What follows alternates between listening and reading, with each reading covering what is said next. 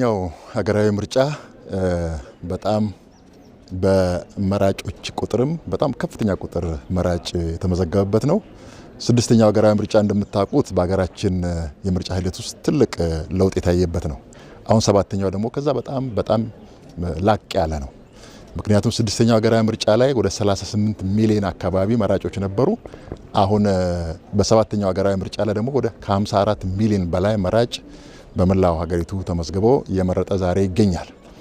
ይሄ የዴሞክራሲ ልምምድ በሀገራችን በጣም ምን ያክል እያደገ እንደመጣ እጅግ ተስፋ የሚሰጥ እንደሆነ የሚያመላክት ነው። ባለፉት እንግዲህ ጥቂት ወራት እንደምታውቁት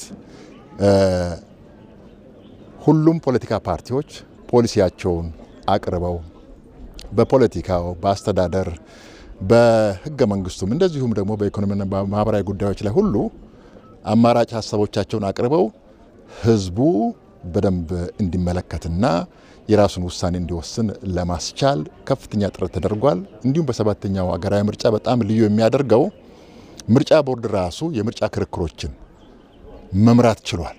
ራሱን አስችሎ ገለልተኛ በሆነ መንገድም ለመምራት ጥረት ተደርጓል። ስለዚህ ሰባተኛው ሀገራዊ ምርጫ በብዙ መልኩ የተሻሉ አሰራሮች በምርጫ ቦርድም የተዘረጉበት እንደዚሁም ለምርጫው ደግሞ ሁሉም ተፎካካሪዎች ሀሳባቸውን በይበልጥ መግለጽ የቻሉበት ምርጫ ነው።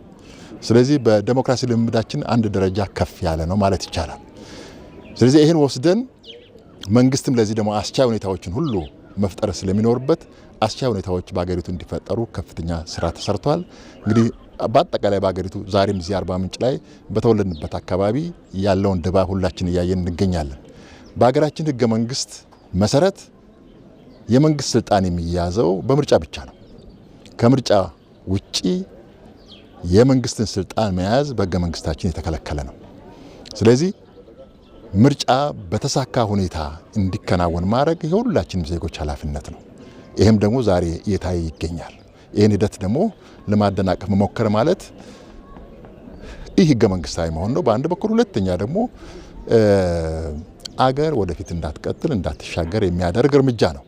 ስለዚህ ይሄ ሁላችንም ኢትዮጵያውያን ዜጎች እንደዛሬው በዚህ አይነት ድባብ ሁላችንም ወጥተን ቆመን አገር የሚያሻግር መንግስትን የሚያጸና ፖሊሲ አማራጮችን መርጠን ደግሞ ውሳኔያችን አሳርፈን በቀጣይ ሀገራችንን ብልጽግና እውን ለማድረግ ሁላችንም የምንረባረብበት መሆን አለበት ብዬ አስባለሁ። ትልቅ ተስፋና እድገት ያለበት ነው ለማለት ነው።